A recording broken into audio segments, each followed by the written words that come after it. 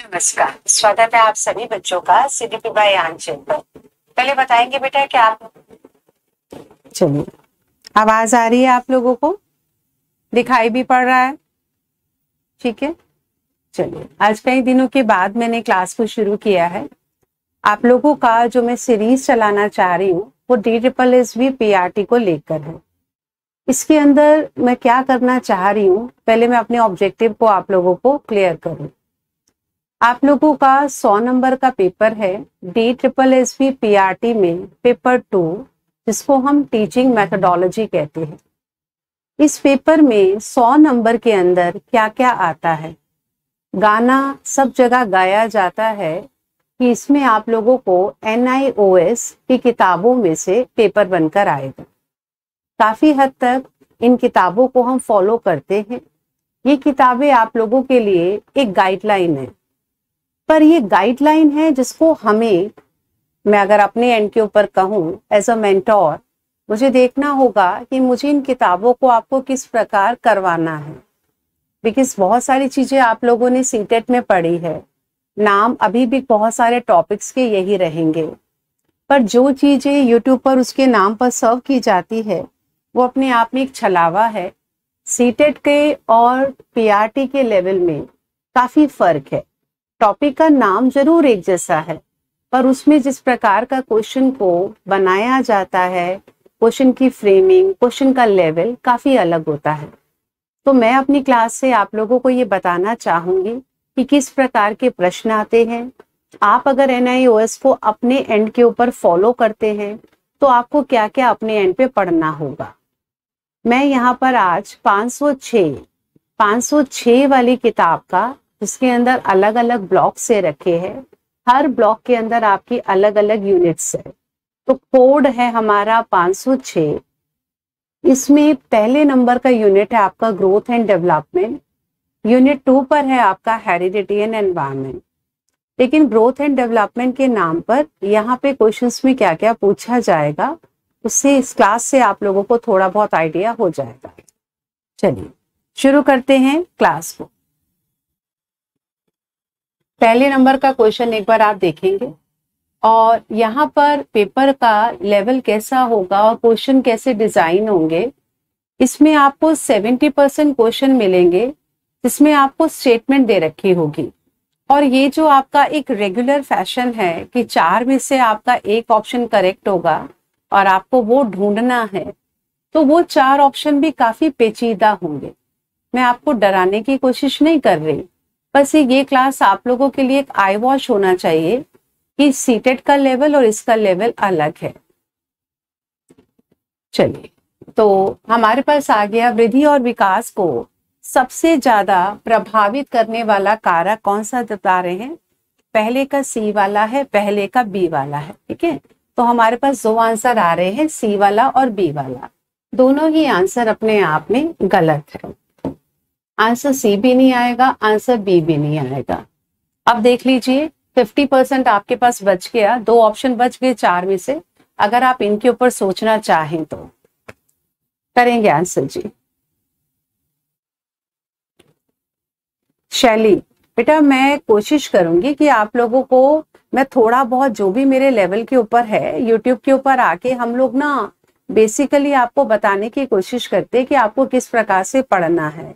मेरी classes regular रहेगी, लेकिन वो तभी रहेगी कि if I am lending a support to you, तो आप भी मुझको थोड़ा सा सपोर्ट करेंगे।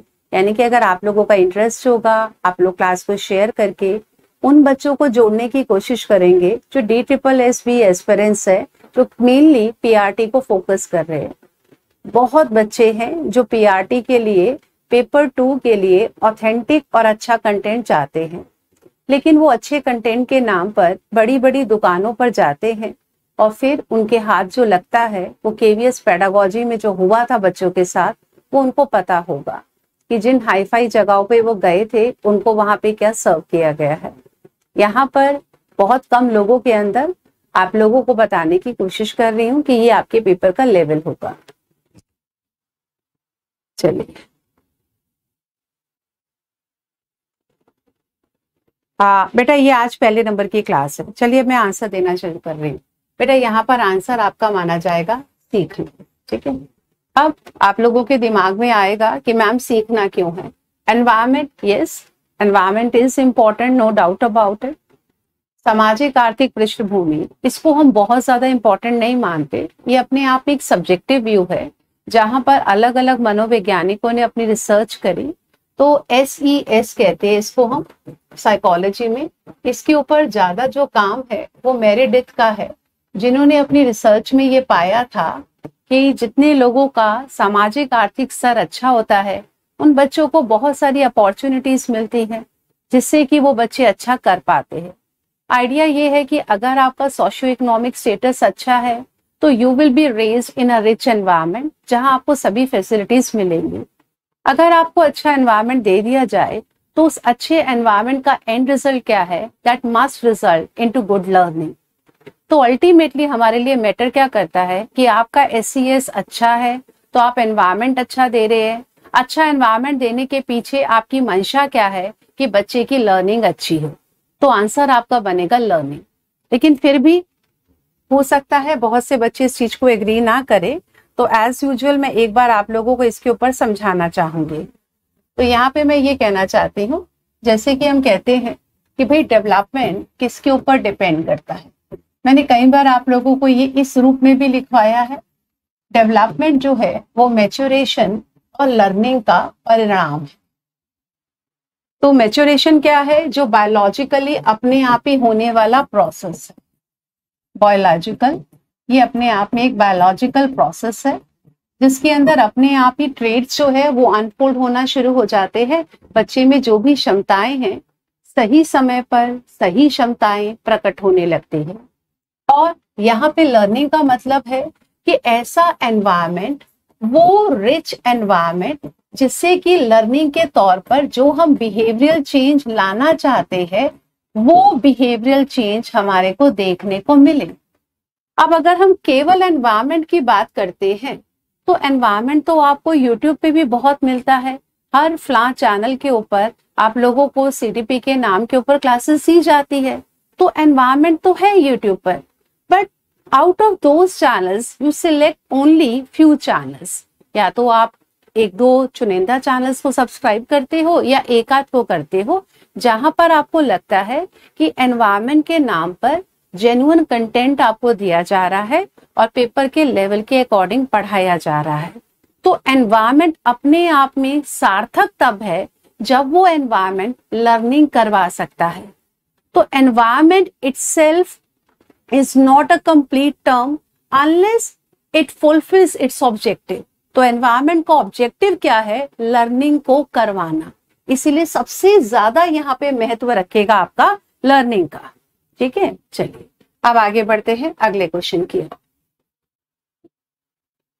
ये क्वेश्चन मैंने असर्शन और रीजनिंग के लेवल पे बनाया है। मैं आपको चारों तरीके के क्वेश्चन सिखाऊंगी कि कोई भी एग्जामिनर 4 तरीके से क्वेश्चन को सेट करता है, इससे बाहर का लेवल नहीं होगा। असर्शन रीजनिंग पर होगा, आपका जो रेगुलर 4 ऑप्शन का स्टाइल है आपका कॉम्बिनेशन के अंदर होगा, या आपके पास होगा कि 2 स्टेटमेंट्स को आपको एनालाइज करना होगा कि दोनों स्टेटमेंट गलत है, दोनों ठीक है, एक गलत है दूसरा सही, एंड वाइस वर्सा। चलिए, थैंक यू शादान। बताएंगे जी, विकास के विभिन्न चरणों में शरीर के विभिन्न अंग अलग अलग दर से विकसित होते हैं और इसका कारण ये है कि विकास की दिशा प्रॉक्सिमोडिस्टल और सेफलोकॉर्डल है। रक्षिता, सेकंड क्वेश्चन आप इंग्लिश में देख लीजिए। अगर आपने हिंदी में देख लिया है तो एक बार इंग्लिश वाले बच्चों को देखने दीजिएगा। आंसर आ गया है आप लोगों का ए वाला। ठीक है रक्षिता, अब आपने अगर देख लिया होगा तो बेटा मैं हिंदी पर वापस लौट रही हूँ। आंसर आ गया है आप लोगों का ए वाला, तो ए वाला आंसर यहाँ पे बिल्कुल करेक्ट है। यानी कि अगर हम देखना चाहते हैं कि अलग अलग विकास के विभिन्न चरणों में शरीर के विभिन्न अंगों के अंदर विकास अलग अलग दर से होता है, क्योंकि भाई यहाँ पे डायरेक्शन आपकी कई है। आपका प्रॉक्सिमोडिस्टल भी हो सकता है, अगर प्रॉक्सिमोडिस्टल है तो सेंटर से बाहर की ओर हो रहा होगा, यदि सेफलोकॉर्डल है तो आपका लॉन्गिट्यूडिनली चल रहा होगा, यानी कि हेड से टो की ओर चल रहा होगा। तो यहाँ पर दोनों स्टेटमेंट ठीक है और रीजनिंग जो है वो पहली वाली स्टेटमेंट एजर्शन के रूप में जो दी है उसको जस्टिफाई करता है। आंसर आपका करेक्ट है। आगे बढ़ जाते हैं। चलिए क्वेश्चन नंबर 3 पर अप्लाइड क्वेश्चन है, एक बार देखेंगे इसको। अंशु, मेरी कोशिश बिल्कुल रहेगी, मैं देखती हूँ कि मुझे आप लोगों का किस प्रकार का फीडबैक मिलता है। मैंने ये इसलिए शुरू करा था कि पहले मैंने लास्ट वीक मंडे को मैं एप्लीकेशन के ऊपर टेस्ट रखती हूँ। जितना भी मैंने पूरे वीक में पढ़ाया होता है, और आप सभी बच्चे जानते हैं कि मेरा ऐसा कोई भी बैच नहीं गया है जहां पर मैंने प्रैक्टिस सेशन या टेस्ट सेशंस आपके नहीं करवाए हैं, ताकि आपको कभी टेस्ट सीरीज खरीदने की नौबत ही ना आए। तो यहाँ पर भी मेरी कोशिश होगी कि जो चीजें मैं एप्लीकेशन पे सभी बच्चों को नहीं जोड़ पाई थी पिछले वाले मंडे पर, तो क्यों ना मैं आप लोगों के लिए जो अभी एप्लीकेशन पे मेरे साथ बच्चे नहीं जुड़े हुए हैं, जो यूट्यूब पर ही रहना चाहते हैं, तो आपको मैं क्लास स्पेशली यूट्यूब पर दे दिया करूंगी। अगर आप लोग आएंगे तो आपका टाइम 6:30 का रहेगा, क्योंकि 4 बजे से लेके 6 और कई बार 6:30 बज जाते हैं एप्लीकेशन की क्लास ओवर करने में। तो इसी टाइम पे मैं करना चाहूंगी। मॉर्निंग में मेरी क्लासेस ऑफलाइन की होती है, इवनिंग में मैं अपने ऐप के ऊपर क्लास करती हूँ। चलिए आंसर आपका बी वाला आ गया है, सी वाला आ गया है। तो एक बार आंसर को चेक कर लेते हैं। हम इसमें से पावर वर्ड वगैरह सब देख लेते हैं। गरिमा एक स्टूडेंट है, वो क्या कर रही है, वो नकल करने लगती है और वह प्रतिवर्त क्रियाओं से आगे जानबूझकर किए जाने वाले कृत्य तक की क्रियाएं और संचालन को स्मरण रखती है। यानी कि अब इस बच्ची के अंदर क्या है, ये रिफ्लेक्सेस से थोड़ा आगे बढ़ गई है, जहां पर ये इंटेंशनली चीजों को कर रही है और इसको दिमाग में स्मरण भी है उन सब चीजों का। तो हमारा जो आंसर निकलना चाहिए वो कैसे निकलेगा? मेरे पास यहाँ पर पावर वर्ड के अंदर 2 बातें हैं। पहली बात है कि बच्ची रिफ्लेक्स एक्शन से आगे बढ़ी है, आगे बढ़कर उसका इंटेंशनल एक्टिविटी है कि ये एक्टिविटी ऐसी नहीं है जो कि इनवॉलेंट्री है, जैसा कि रिफ्लेक्सेस में होती है कि अनैच्छिक नहीं है, ऐच्छिक है। और इसके अंदर एक पॉइंट और दे रखा है कि उस बच्ची में अनुकरण, जिसको यहाँ पे दिया गया है इमिटेशन, इमिटेशन भी करती है। तो बताएं ये किस स्टेज की बच्ची है? अगर इन तीनों पॉइंट्स को मैं जोड़ लूं, point number 1, point number 2, point number 3, if I add all these points, I can easily conclude that characteristics given in the question will signify that child is at sensory motor stage. बच्ची sensory motor stage पर है। अब अगर आप लोग इसका विश्लेषण करना चाहें, जिस कारण आप कम संख्या में मेरे साथ जुड़ते हैं लेकिन जेन्युइन जुड़ते हैं, and I really respect your spirit. तो यहाँ पर बेटा रिफ्लेक्स एक्शन का मतलब क्या था?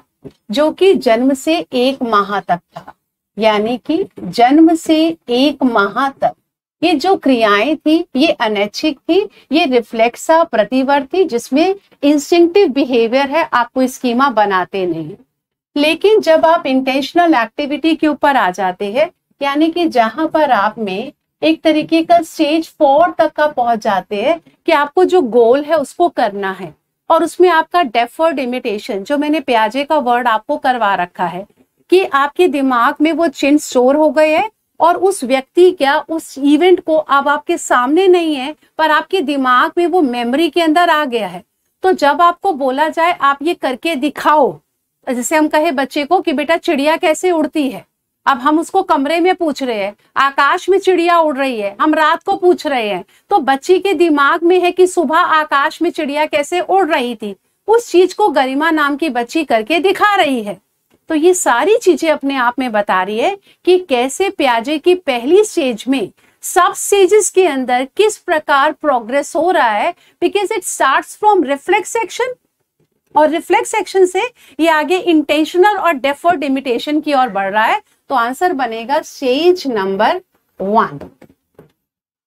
अब मैं आपका कमेंट देखूंगी कि आपको क्लियर हुआ है,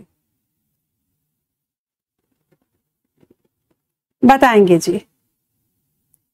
समझ में आया? तो अगर आप इस तरीके से आंसर को निकालेंगे ना, कि उसके आंसर को निकालने का एक तरीका होता है, और एक मेंटोर के लिए सबसे बड़ी बात यह है कि वो तरीका बच्चों तक पहुंचाया जा सके। आप उन पावर वर्ड्स को इकट्ठा कर लेंगे ना, तो इसका मतलब आपके अंदर कंसेप्चुअल अंडरस्टैंडिंग है, आपने रट्टा नहीं मारा, और उन चीजों को जोड़कर just drag those power points, those keywords to the option, तो आपको आंसर मिलेगा। नेक्स्ट, ठीक है, तो मैं यहां पर आंसर आप लोगों को दे रही हूं ए वाला, संवेदी परक। समझ में आया है? तो आप में से काफी बच्चों का आंसर बी वाला है। बेटा चलो मैं आपका ना आंसर मान लेती हूँ बी वाला। क्या आप मुझे बी वाले के लिए जस्टिफिकेशन दे सकते हो कि आप क्यों बी वाला आंसर पे मार्क कर रहे हैं? आपको यहाँ पर प्री ऑपरेशनल का कौन सा फीचर लग रहा है कि ये प्री ऑपरेशनल का है? क्या प्री ऑपरेशनल की दो उप अवस्थाओं में, जिसको हम प्री कंसेप्चुअल एंड इंट्यूटिव कहते हैं, क्या हम प्री कंसेप्चुअल से इंट्यूटिव तक जाते हुए हम कहते हैं कि बच्ची गरिमा प्रतिवर्ती क्रियाओं से इंटेंशनल ग्रास्पिंग के ऊपर आ रही है? क्या ये बात प्री ऑपरेशनल में कही गई है? तो आंसर तक पहुंचने का एक तरीका है, उसको फॉलो करिए। एनीवेज नेक्स्ट क्वेश्चन पर आते हैं। पहले आप इस क्वेश्चन को एक बार हिंदी में पढ़ लीजिए, फिर मैं आपको इंग्लिश में दिखा देती हूं।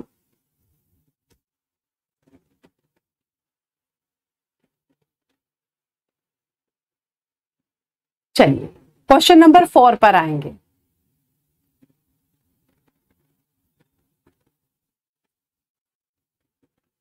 अच्छा, क्या कह रहे हो तेजस्वनी? अच्छा, बी वाला फर्स्ट चीज को समझ गए थे आप। चलो बस आपको ये देखना है, कई बार हमारे से टाइपिंग वगैरह में गलती हो जाती है, वो क्लैरिकल एरर है, उसके ऊपर कोई बड़ी इशू नहीं है। कंसेप्चुअल एरर अगर आप करते हैं ना, तो वहां पर आपको हार्डवर्क करने की जरूरत है। एनीवेज आप आंसर करेंगे 4th वाले का, पढ़ लीजिए आप। अमित, हो सकता है ये तो मैं कर सकती हूँ कि आप अगर कह रहे हो मैम टाइम 7 बजे का कर लो, वो भी कर सकती हूँ, पर आज तो आपको पता है बेटा मौसम ऐसा है कि कमरे में मैंने 2 लाइट जला रखी है। अभी थोड़ी देर में बरसाती कीड़े आ जाएंगे और इस बोर्ड पे फिर मेरी नहीं चलेगी, बरसाती कीड़े कहीं पर भी बैठ जाएंगे और अपने आप ये स्क्रॉल होने लगेगा। आप घबरा जाओगे, मैम नहीं कर रही, कौन कर रहा है? आज सुबह से बारिश हो रही है, आप लोगों को पता ही है। चलिए आंसर यहाँ पर आ गया है सी वाला। तो मैं चाह रही थी कि उजाले उजाले में ही क्लास आपको करके दे दूं मैं। बीडी लग रहा है, प्रकाश संश्लेषण की अवधारणा टीचर ने सिखाई है। अब टीचर ये चाहती है कि मैं इस बात को सुनिश्चित करूं कि क्या वाकई ही बच्चों को ये जो प्रक्रिया में समझा रही उनको समझ में आया है। तो मेरा वो कौन सा उद्देश्य है जिससे मैं इस चीज को पा सकूंगी कि बच्चों को प्रकाश संश्लेषण की प्रक्रिया समझ में आ गई। तो पहला ऑप्शन ये कहता है कि बच्चे परिभाषा सुना देंगे। वो तो परिभाषाएं सारे रट्टे तोते जिनके भी है वो सारे ही सुना देते हैं परिभाषाएं, या वो प्रोसेस को एक्सप्लेन कर देते हैं, तो इसका मतलब अंडरस्टैंडिंग आ गई है उनमें और वो उसको अपने वर्ड्स में एक्सप्लेन कर रहे हैं। अच्छा ऑप्शन है। थर्ड वाले में कहता है कि इसकी उनको सोशल इम्प्लीकेशन पता है कि प्लांटेशन की जरूरत क्या है, और चौथे में कहता है डिफरेंस वाला। तो यहाँ पे जो बेस्ट वाला है, जहां पर हम अप्लाइड देखते हैं, तो अप्लाइड आपका सी वाले में है। जहां पर ए हम देखते हैं तो ये ज्ञान का उद्देश्य है जो कि सबसे निम्नतम पाया गया है, यानी कि जो हमारे अनुदेशात्मक उद्देश्य ब्लूम के द्वारा दिए गए उसमें लोएस्ट लेवल का है, जहां बच्चे को रट्टाफिकेशन आता है। एक्सप्लेन कर लेता है, बच्चे के लिए बोध को लेकर है, अंतर भी बच्चा बोध में बता पाता है, लेकिन जहां पर वो इस सारी चीजों को उसकी सोशल इम्प्लीकेशंस के साथ रिलेट कर रहा है कि किस जगह के ऊपर कौन सी खेती क्यों करी जाती है, यूपी में ये पर्टिकुलर गन्ने की खेती क्यों की जाती है, या केरल के अंदर कौन सी खेती होती है, तो बच्चा इसको सामाजिक दायरे के साथ इस पूरी प्रक्रिया को जोड़ सकता है। तो यहाँ पर वो अपने ज्ञान का इस्तेमाल कर रहा है कि किस सोशल इम्प्लीकेशन के अंडर हम फोटोसिंथेसिस को करवा सकते हैं। तो बेस्ट आंसर यहाँ पर बनेगा आपका सी वाला। ठीक है, एक बार आप हिंदी में दोबारा देख लीजिएगा, मैंने समझा दिया था हिंदी में, तो आंसर आपका बन गया है सी वाला। चलिए नेक्स्ट क्वेश्चन पे बढ़ते हैं, 5वें पर। एक बार ध्यान से देखेंगे 5वें नंबर के क्वेश्चन को।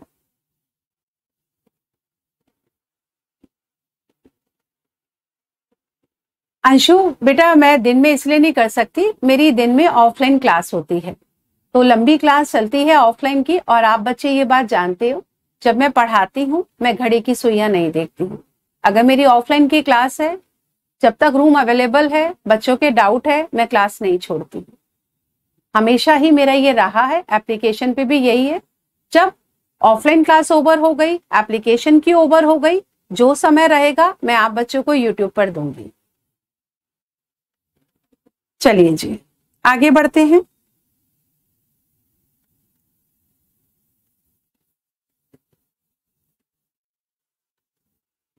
पांचवें नंबर का क्या आंसर लगा रहे हैं? मासूम आपका है ए वाला। चलिए, मानव विकास के संदर्भ में कौन सा गर्भावस्था के दौरान शुरू होता है और पूरे बचपन में जारी रहता है? Which one of the following begins during gestation and continues throughout childhood? यानी कि वो बचपन तक रहता है और उसके बाद वो खत्म हो जाता है। तो आप लोगों का है motor development and continues through out childhood, पूरे बचपन में जारी रहता है। तो ये कहलाया आपका motor development, sensory development, reflex action, cognitive development.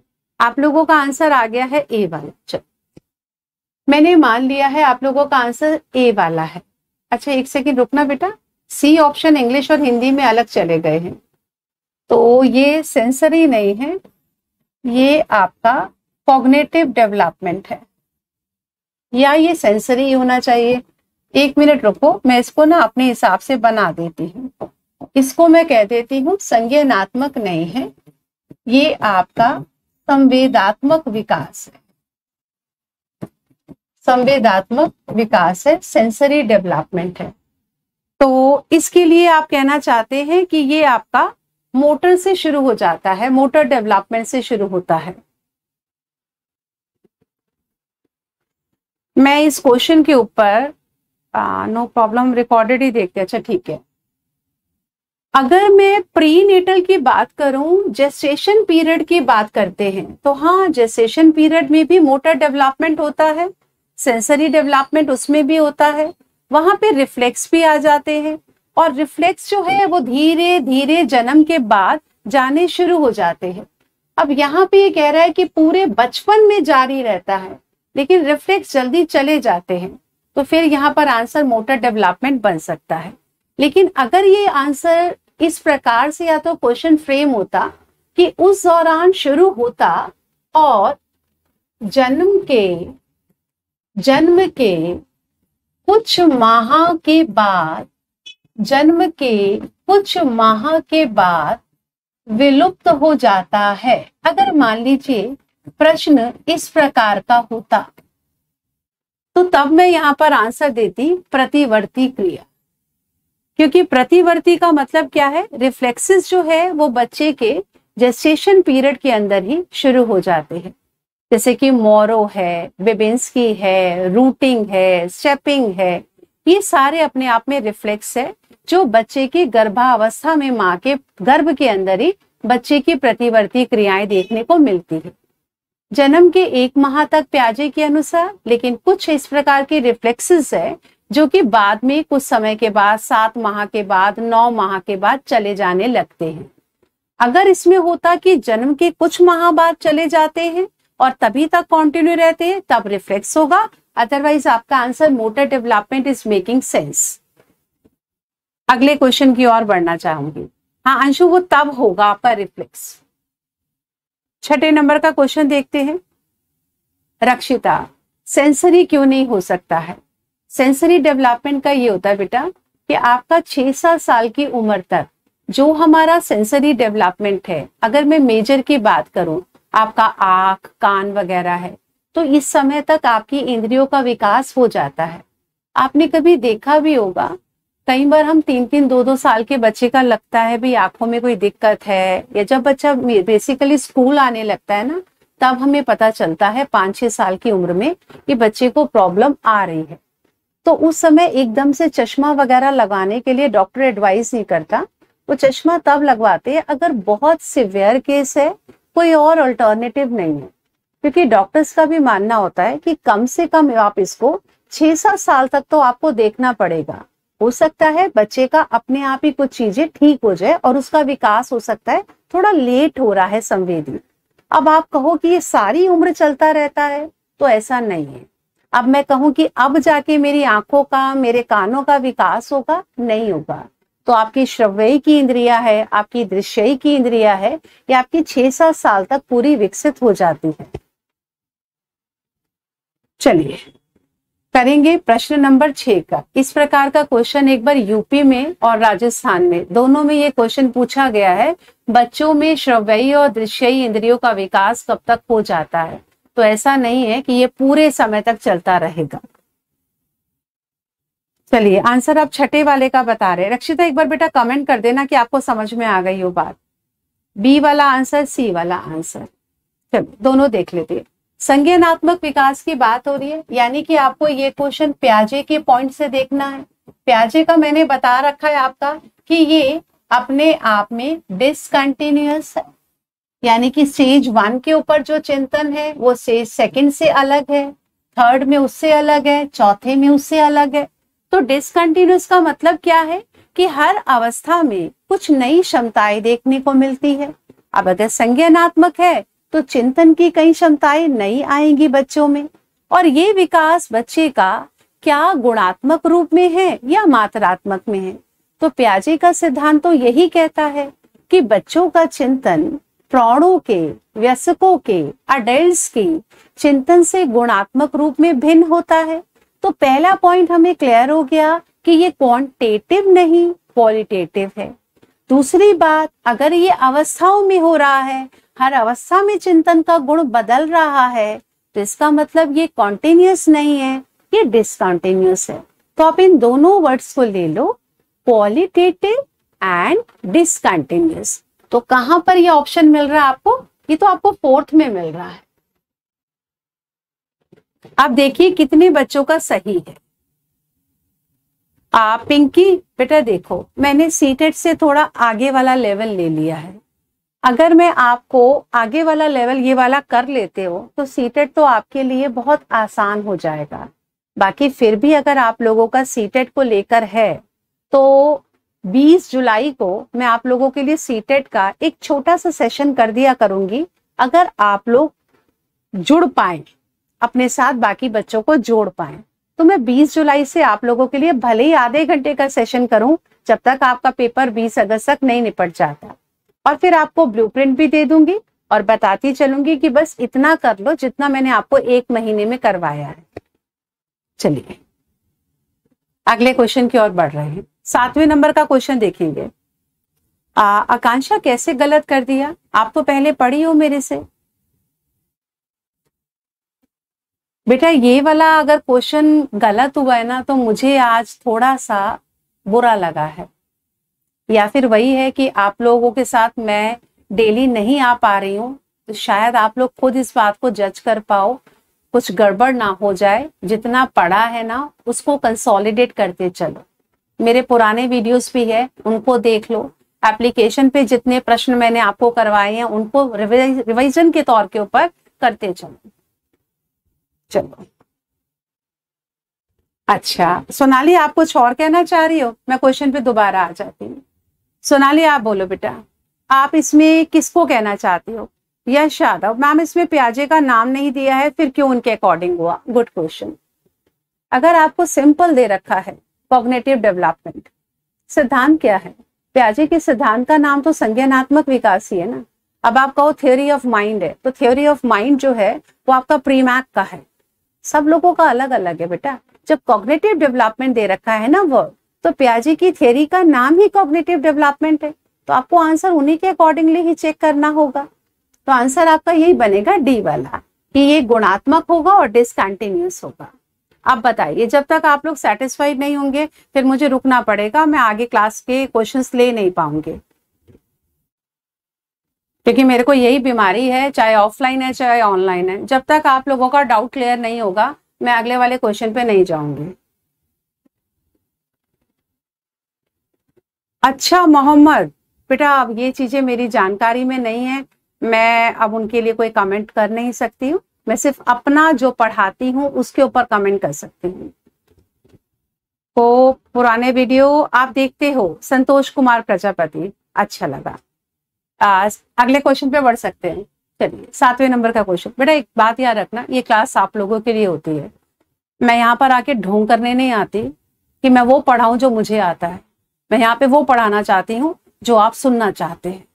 तो आप लोग बेफिक्र होके जितने डाउट है ना, सारे डाउट्स की बरसात कर दिया करो मेरी क्लास के अंदर, जो कहोगे ऑप्शन उसके ऊपर एमसीक्यू तैयार कर दूंगी उसी समय।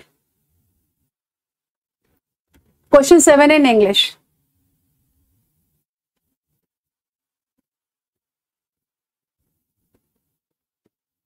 बेटा साइकोलॉजी के अंदर आपको देखना पड़ेगा, जब आपको एक थ्योरी का नाम दे दिया तो आपको उस थ्योरी के फाउंडर के अकॉर्डिंगली आंसर करना पड़ेगा, फिर आप उसको जनरल साइकोलॉजी में नहीं कहोगे। बाकी ये जरूर है कि पियाजे की बातों को अब नकारा गया है और अब ये माना जाता है कि ये डिसकंटिन्यूअस नहीं है बल्कि अपने आप में कंटिन्यूअस है, क्योंकि पियाजे के सिद्धांत की भी बहुत आलोचनाएं की गई है। तो अगर हम आज के समय में बात करोगे तो आज के समय में हम कंटिन्यूअस मानते हैं, हम ये मानकर चलते हैं कि जितनी भी बच्चे का विकास है उसके जो लक्षण है वही आगे चलकर उम्र के साथ, मैच्योरिटी के साथ और परिपक्व हो जाते हैं, पर पियाजे इस बातों को नहीं मानते थे। चलिए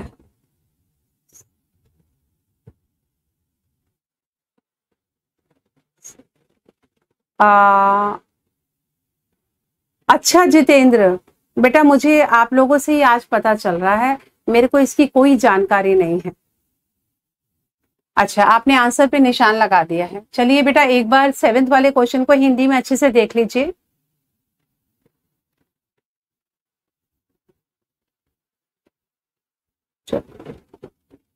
सातवें नंबर का क्वेश्चन देखेंगे।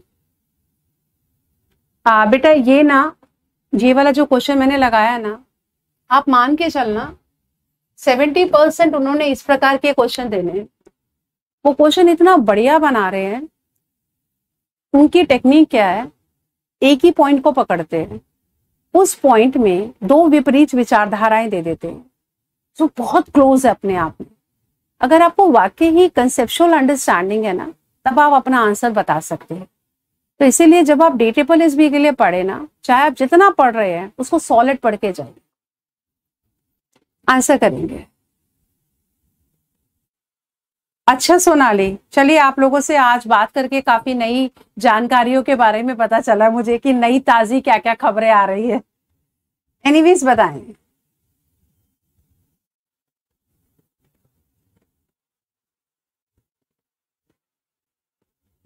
चलो बेटा ऐसा करो, आप क्लास में ना क्वेश्चंस का आंसर करो, डिस्ट्रैक्ट मत हो, वैसे भी यूट्यूब पे डिस्ट्रैक्शंस बहुत है, आप अपनी क्लास पर फोकस करो। आंसर चाहिए मुझे। जीतू का आंसर आ गया है, जीतू कहते हैं मैम डी। हिंदी में अच्छे से पढ़ लिया है, एक बार इंग्लिश में भी पढ़ जाते हैं। ये कहते हैं कि प्री ऑपरेटिव स्टेज के अंदर लिमिटेशंस की बात करी गई है, तो इन्होंने दिया है कि भाई एक ही सिचुएशन के ऊपर है या अहम केंद्रिता है। तो आंसर मेरे पास आ रहा है, सी वाला आ रहा है, डी वाला आ रहा है, दो आंसर्स आ रहे हैं मेरे पास, ठीक है, सी एंड डी आ रहे हैं। अब मैं अपना आंसर देना चाहूंगी कि सी वाला है या डी वाला। आंसर आपका सी वाला है। अब सी वाला आंसर कैसे बना है इस बात को समझेंगे एक बार। बेटा पियाजे की मैं जब भी आपको लिखवाती हूँ, अगर आपने नोट्स मेरे साथ बनाए थे, जब मैं सेकंड स्टेज करवाती हूँ तो सबसे पहले, जैसे कल मेरा एप्लीकेशन पे खत्म हुआ है, तो कल भी मेरी क्लास एप्लीकेशन पे मेरे ख्याल से 2.5 घंटे हमारे चल रहे थे और 2.5 घंटे में हमने 2 स्टेज कवर करी थी और इसी चीज को लेकर कवर करी थी कि देखो सेकेंड और थर्ड स्टेज में आपने कैसे कंपैरिजन करना होता है पियाजे वाले में। जब हम यहाँ पर बात करते हैं तो सबसे पहले मैं हमेशा आपको पॉइंट लिखवाती हूँ कि देखो बेटा यहाँ पर होगा सेंट्रेशन और यहाँ पर होगा आपका डिसेंट्रेशन।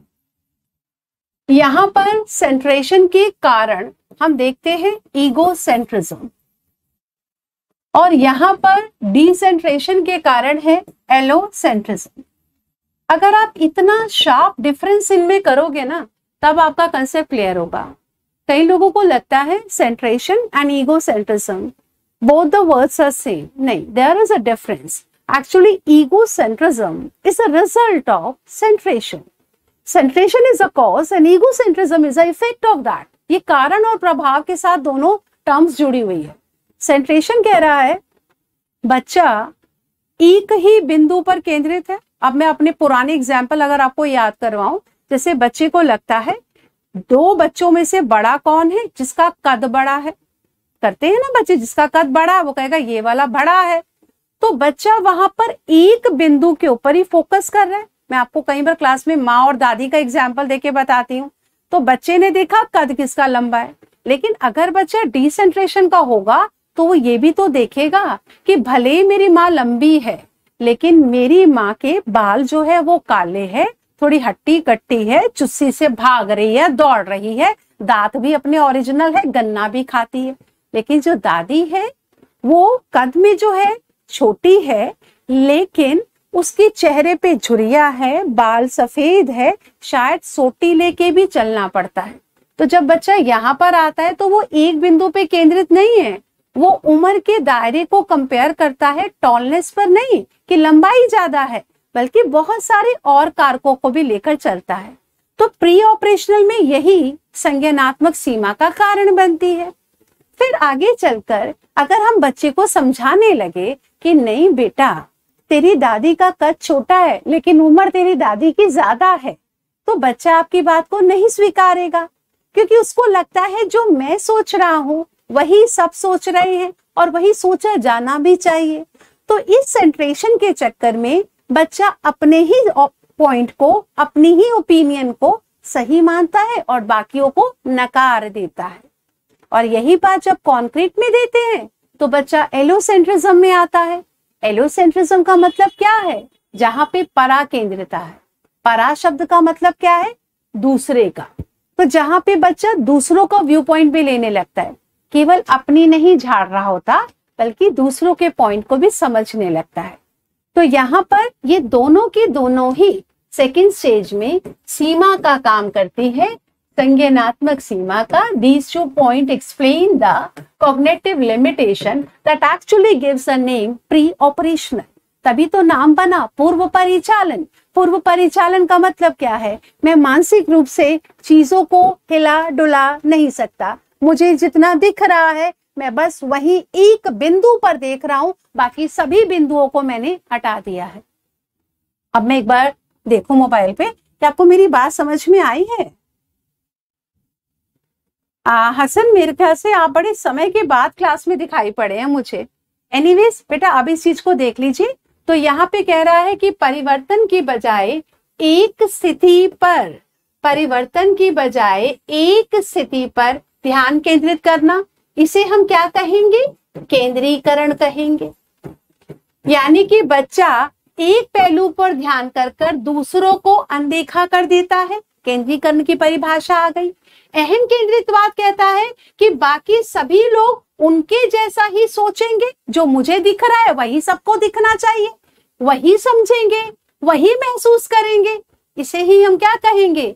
अहम केंद्रिता कहेंगे। बताओ, समझ आया आपको? चलिए अगले क्वेश्चन पे बढ़ते हैं। 7वें नंबर का क्वेश्चन हो गया, 8वें पर आते हैं, करेंगे आंसर।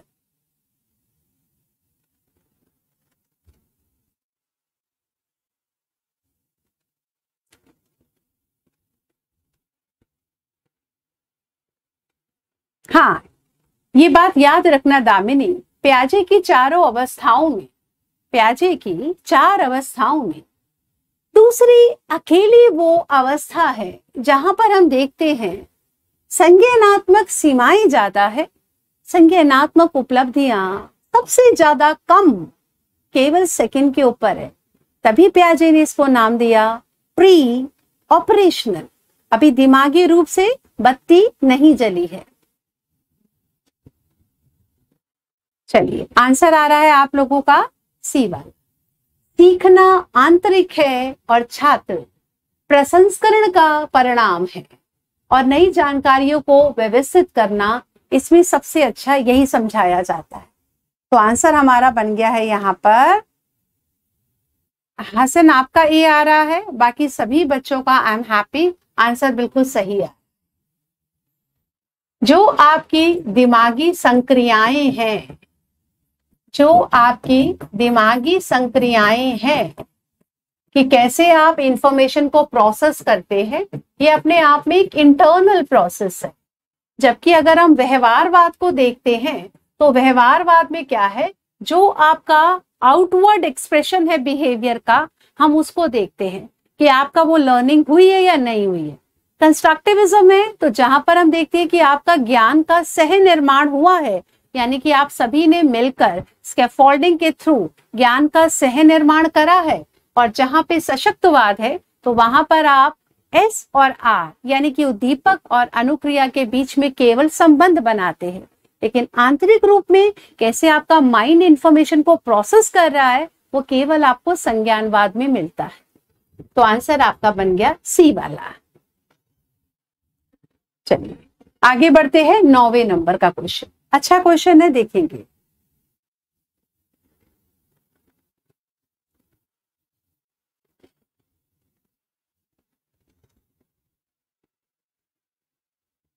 चलिए करेंगे आंसर 9वें नंबर का क्वेश्चन का। रेनू आई है क्लास में बड़ी लेट।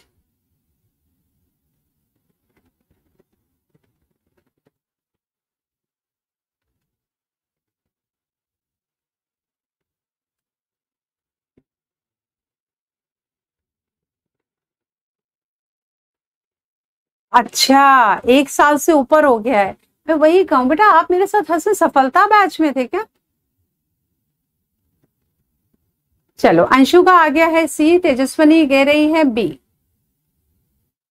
और इनका आंसर आ रहा है सी वाला। चलिए क्वेश्चन में आंसर छुपा हुआ है, एक बार क्वेश्चन को दोबारा पढ़ लीजिए। Once you read the question again definitely you will get an answer. और अगर मैं आपको ऐसा कह रही हूं तो मैं क्या कर रही हूं, I am giving you scaffolding. I just want you to read it again.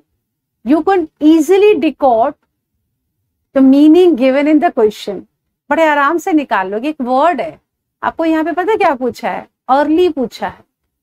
वो अर्ली वर्ड आपको बहुत बड़ा आंसर दे रहा है। वो अर्ली वर्ड से आंसर को मैच करो ऑप्शंस को, किस ऑप्शन के साथ अर्ली वर्ड बेस्ट मैच करेगा।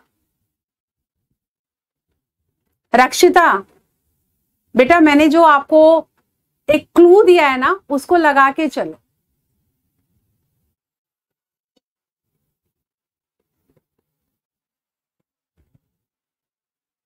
अच्छा, 2 बैच में थे। चलिए अब आंसर आ गया है सी वाला, ठीक है।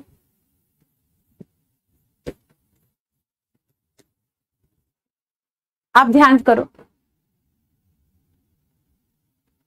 अर्ली साइन है।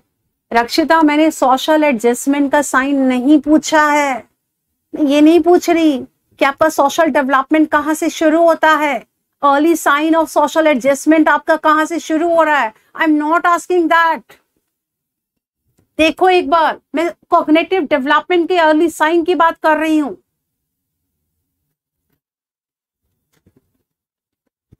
यश यादव, गुड। पेशीय नियंत्रण प्राप्त करने की क्षमता, दिस इज योर आंसर। अब फिर पूछोगे बेटा, आप ही पूछोगे शायद। यश, ध्यान करना, मैंने कहा संज्ञानात्मक विकास लिखा है, इमीडिएटली आपके नाम आपके माइंड में क्लिक करना चाहिए पियाजे का सिद्धांत। पियाजे के पहले नंबर के सिद्धांत को आप क्या कहते हो? आप सेंसरी मोटर कहते हैं। वहां पर आप सेंसरी वर्ड कहां पे कंफ्यूज कर रहे हो? आप इमोशंस पे कर रहे हो। इमोशनल डेवलपमेंट अलग है, आपका सेंसेस आपका अलग है। तो जहां पर बच्चा शुरू में, जैसे बच्चे का रिफ्लेक्स होता है कि पहले बच्चे का एक पोस्चरल रिफ्लेक्स भी बन जाता है 28 हफ्तों में, स्टेपिंग भी बच्चे का बनना शुरू हो जाता है, पर धीरे धीरे बच्चे का वो जो स्टेपिंग का रिफ्लेक्स जन्म के 4 महीने बाद भी दिखने लगता है कि आप बच्चे को ऐसे पकड़ोगे ना तो बच्चा आपकी थाइस पर, आपकी जांग पर ऐसे पैर रखने की कोशिश कर रहा होता है, जिससे पैर वो चला ले। वो एक रिफ्लेक्स है अपने आप में, जो एक स्टेपिंग का है कि बच्चा कदम रखना चाह रहा है। भले ही वो कदम बच्चा 10 या 11 महीने के अंदर थोड़ा थोड़ा चलना शुरू करेगा सहारे से। तो वो पेशीय जो कंट्रोल बच्चे का आ रहा है वो कहां से शुरू हो जाता है कि शुरू की रिफ्लेक्स के बाद जब बच्चा अपने हाथों को ऐसे ऐसे मूव करने लगता है, कब आता है? जब बच्चा 1 माह से 4 माह के बीच में होता है। पियाजे ने जिसको नाम दिया प्राइमरी सर्कुलर रिएक्शन, प्राथमिक वृत्तीय क्रियाएं। तो वहां पे बच्चा मोटर कंट्रोल शुरू कर रहा होता है। जैसे ही बच्चे का वो मोटर कंट्रोल आने लगता है, फिर बच्चा परिवेश की चीजों को अपने मोटर कंट्रोल से पकड़ने की कोशिश करता है, लपकने लगता है, ये क्या है, वो क्या है, इसको फलोर, उसको निकाल, चीजों को घेरना शुरू कर देता है। तो यही तो है मोटर कंट्रोल, यहीं से तो स्टार्ट होता है। तो अर्ली साइन पूछा गया है आपसे, तो अर्ली साइन में आपका आंसर बन जाएगा ए वाला।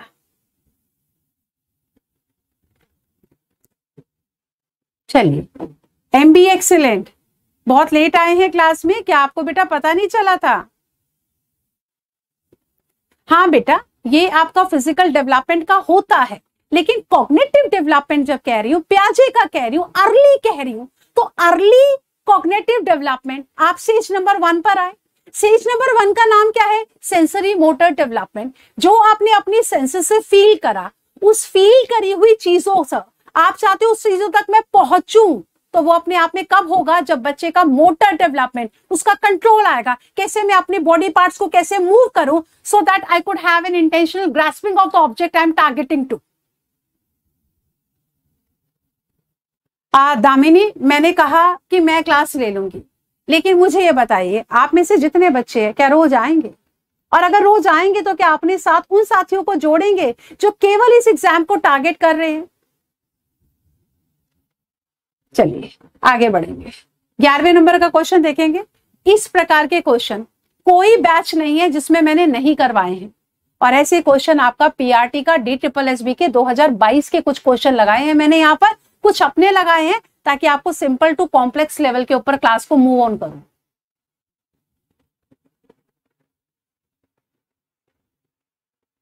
मैं आपको बार बार हिंट दे रही थी कि बेटा early sign of cognitive development.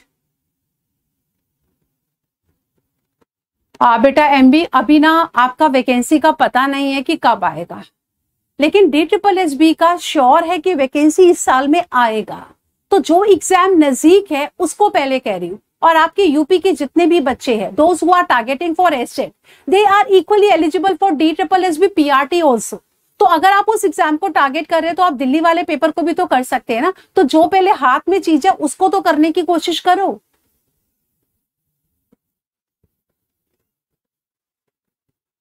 दसवें का आंसर हो गया बेटा, अब 11वें का आंसर देना है यश।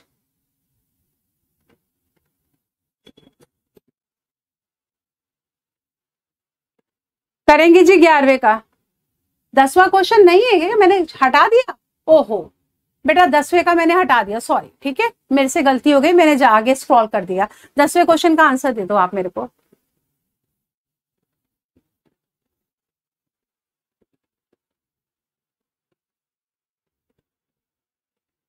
आ 10वें और 11वें का ए आ गया है। चलो अब 10वें का आंसर कर दो पहले।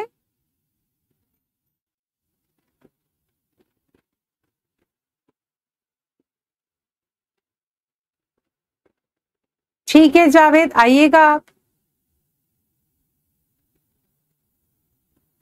सूर्या, गुड। 10th का आंसर आ गया है बी वाला, ठीक है 10th का आंसर आ गया हमारा बी वाला। बच्चे को सिर्फ ये बताना है कि क्या बड़ा है क्या छोटा है। हमने ये नहीं कहा कि आप बड़ा छोटा तब बताओ जब हम एक ही चीज को अलग अलग आकारों में पलटेंगे। वो जो संरक्षण था ना, उसमें जूस को आप अलग अलग आकारों में पलटकर दिखा रहे थे। यहां पे मैंने पलटा पलटी नहीं करी है कि पहले बच्चों में रिवर्सिबिलिटी आएगी तब बच्चों में कंजर्वेशन आएगा। मैंने वो पलटा पलटी दिखाने की कोशिश नहीं करी है। मैंने सिंपल पूछा है जहां पे बच्चे को ये पता चलता है बड़ा क्या है छोटा क्या है। क्लास 1 का मैंने कई बार बोला है, एनसीईआरटी की बुक खोल के देख लीजिएगा जिसमें दे रखा है मैजिकल मैथ्स, बिल्कुल आपका जादुई गणित में सबसे पहले बच्चे को प्री नंबर कंसेप्ट कराते हैं। वो प्री नंबर कंसेप्ट का मतलब क्या है, जहां पर उसको ये पता चले बड़ा वाला पेड़ कौन सा है, बड़ी बॉल कौन सी, छोटी बॉल कौन सी, कौन सा आपका गोल है, कौन सा आपका चपटा है, कौन सा आपका खुरदरा है, कौन सा आपका मुलायम है, कौन सा आपका पास है, कौन सा आपका दूर है। ये कहलाता है प्री नंबर कंसेप्ट। तो हम केवल बच्चे को ये सिखाना चाह रहे कि बेटा क्या बड़ा है क्या छोटा है। पहले नंबर सिखाते तो नंबर्स में उसको पता चलता है, हम करवाते हैं ना, ग्रेटर देन लेस देन लगाओ कि 9 जो है वो बड़ा है, उसकी तरफ मुंह खोल दो, 6 छोटा है। तो बच्चे को क्या समझ में आ रहा है यहाँ पे कि क्या बड़ा है क्या छोटा है। इसको हम ऑर्डिनैलिटी कहते हैं, जहां पर हम ऑर्डर के बारे में बता रहे हैं, ऑर्डर बता रहे हैं, स्विगी का ऑर्डर नहीं बता रहे हैं, हम यहाँ पर बता रहे हैं क्या बड़ा है क्या छोटा है। देख लेना क्लास 1 की बुक के अंदर एनसीईआरटी क्या बता रही है कि बच्चों को पहले प्री नंबर कंसेप्ट में क्या बताना होता है। आगे बढ़ेंगे, 11वें नंबर का क्वेश्चन अब कर लो आप लोग, मेरे से मिस हो गया था 10th वाला। कंजर्वेशन तब होता है जब वहां पर आप बताना चाहते हैं कि बेटा अगर किसी वस्तु के बाहरी गुण को बदल दिया जाए, यानी कि जो पहले लंबा था उसको अब आपने चपटा कर दिया है या आपने उसको चौड़ा कर दिया है। तो जैसे हम क्ले के थ्रू बताते हैं कि इतना क्ले का अमाउंट है, इसी चिकनी मिट्टी से चाहे आप इतना लंबा कुछ बना दो या आप इतना चौड़ा बना दो। तो वहां पर हम बता रहे हैं कि एक ही चिकनी मिट्टी जिसकी इतनी मात्रा है, उस मात्रा को हम अलग अलग रूपों में आकार दे सकते हैं, वहां कहते हैं हम संरक्षण। यहां कहां पे संरक्षण हम करके दिखा रहे हैं, इसीलिए कह रही हूं पुराना जितना पढ़ा है ना आप लोगों ने, उस पुराने पढ़े हुए प्रीवियस नॉलेज को इस नॉलेज से कनेक्ट करो। अब ये आपका एलिजिबिलिटी एग्जाम नहीं है, ये भर्ती परीक्षा है। वो आपकी पात्रता परीक्षा थी जो आप सीटेट में पढ़े थे। हाँ, यूट्यूब पे गाना यही बचेगा, पीआरटी पढ़ा रहे हैं, सीटेट ही पढ़ाएंगे पीआरटी के नाम पर। 11वें का आंसर आ गया है, ए वाला आ रहा है बिट्टू भास्कर का। बिट्टू भास्कर, आपका आंसर बिल्कुल सही है और आपकी कॉपियों में ये लाइनें लिखी हुई हैं।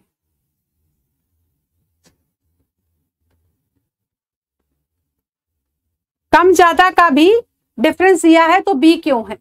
मेरे बच्चे, अगर मेरे को यहाँ पे मोर और लेस कराना है तो वो वही बात तो है कि बच्चा ऑर्डर में कब लगाएगा, जब उसको पता है कि क्या ज्यादा है क्या कम है। अगर मुझको नंबर्स के थ्रू कराना है तो बच्चे को अगर पता है कि क्या ज्यादा है क्या बड़ा है, वही तो मोर और लेस को लेकर है। मैं इसी चीज को मान लो फूलों के आकार में करके दिखा दूं,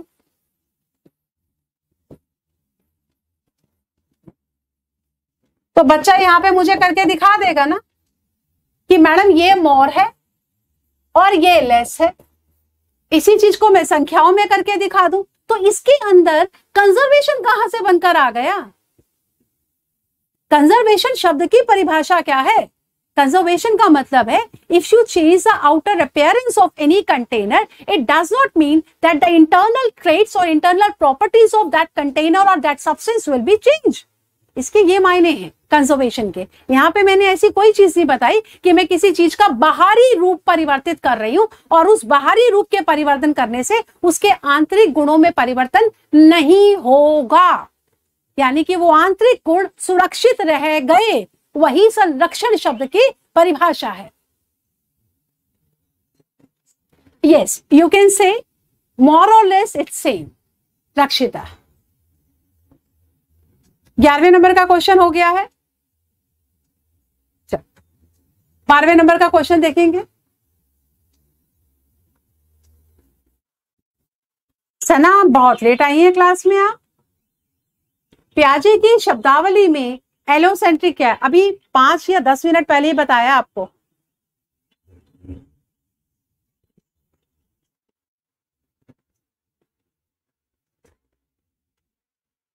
अच्छा, यहाँ पे प्रेजेंट लगा के चले जाते हैं, ओके। चलिए, एलोसेंट्रिक वर्ड के मायने क्या है, ध्यान से देखेंगे। अंजलि, आंसर करो अब। मासूम नाम की आईडी अंजलि आपकी ही है ना।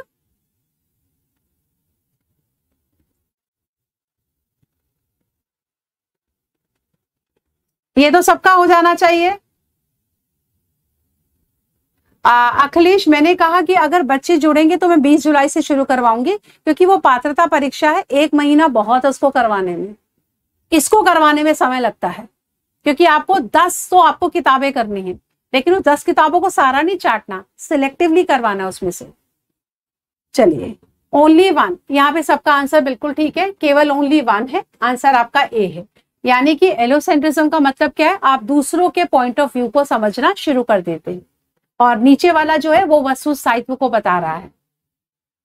13वें नंबर का क्वेश्चन, एक काम कर लो, टाइम हो गया है अब आपका, 1 घंटा पूरा हो गया है। आप लोग अगर मेरे साथ जुड़ना चाहते हैं, ठीक है, तो ये पीडीएफ मैं आप लोगों को भेज देती हूँ। बेटा इस पीडीएफ के अंदर कितने क्वेश्चन है? बेटा इस पीडीएफ में आपके पास 32 क्वेश्चन है। मैं पहुंची हूँ मेरे ख्याल से 12वें नंबर के क्वेश्चन पे। एक काम कर लो आप लोग, टोटल क्वेश्चन है आपके 32 क्वेश्चन है, ठीक है। अभी हमने सॉल्व कितने करे हैं?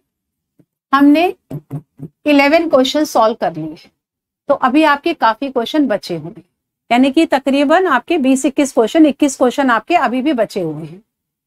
मैं ये चाहती हूं, मैं कल जब आप लोगों को ये क्वेश्चंस करवाऊं, कल मैं क्लास लगा देती हूँ, ठीक है, अब आपकी डेली लगा देती हूँ। मैं ये पीडीएफ डाल दूंगी, आप ये पीडीएफ ले लीजिएगा। पीडीएफ किसी के ग्रुप में नहीं आएगी, आप सबके लिए सेंट्रलाइज कर रही हूँ, कोई ग्रुप में है कोई ग्रुप में नहीं है। आप मेरा ऐप डाउनलोड करोगे, वहां पे मैंने पहले भी बोला था फ्री कंटेंट है, वहां से फ्री कंटेंट को लो। आज की यूट्यूब की पीडीएफ डाल दूंगी, मैं एज्यूम करती हूँ कि जितने बच्चे देख रहे हैं सब बच्चे उस पीडीएफ को लेंगे, और कल हम क्वेश्चन नंबर 12 से क्लास को शुरू करते हैं, सेम टाइम शाम 6:30 बजे। Will that be okay? तो मैं यहाँ पर बता रही हूँ कि आप लोगों को क्या करना होगा। ये मैं अपना ऐप का दे रही हूँ आपको,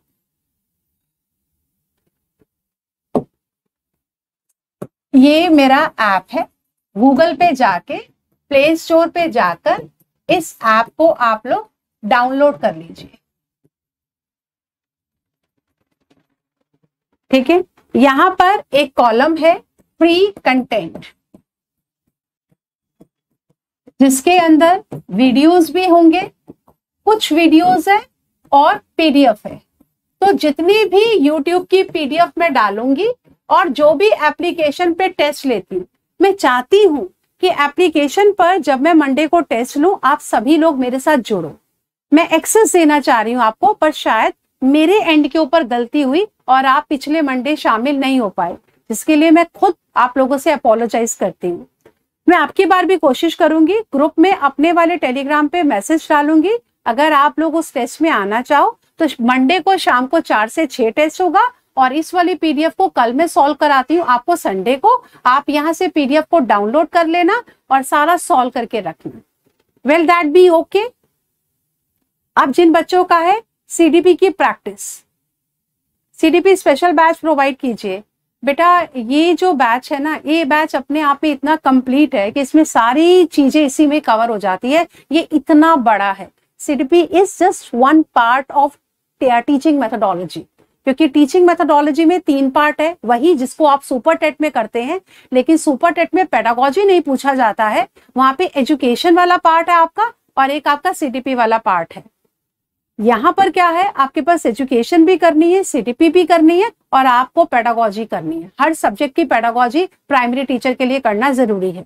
तीनों का वेटेज मैंने आपको फ्री वीडियो एक डाला हुआ है, अगर आप मेरे ऐप पे जाओगे उस फ्री वीडियो में मैंने समझा रखा है कि आपका पेपर का पैटर्न किस प्रकार का आएगा और आपको कैसे पढ़ना है, कौन कहाँ से कौन कौन सी चीजें पढ़नी है।